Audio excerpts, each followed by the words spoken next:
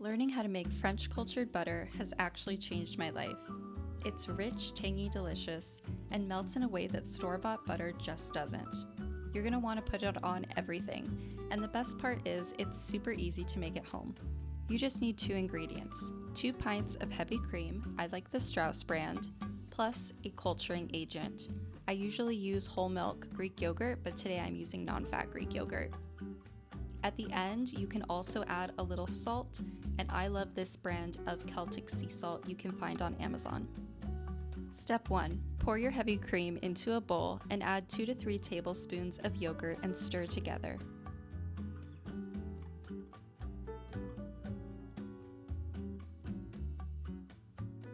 Then, loosely cover it to leave a little airflow.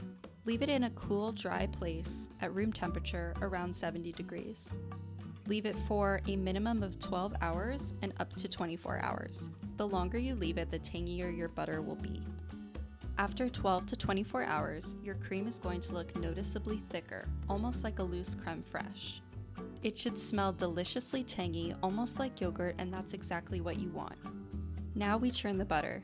The easiest way is with a stand mixer using the whisk attachment. Pour in the cream and let it run on medium-high for about 5 to 10 minutes. First, the cream will turn into whipped cream. Then it will start to look shaggier.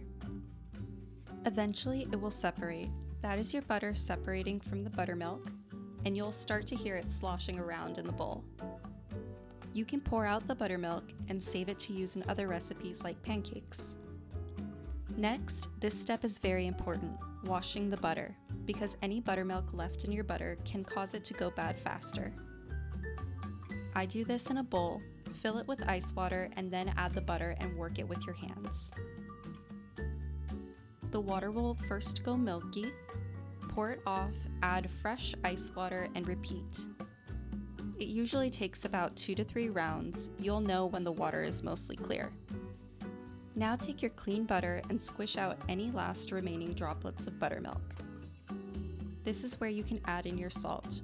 I use about 1 teaspoon, but I'm not precise. Work it in as you're kneading the butter. Now you can shape it however you like.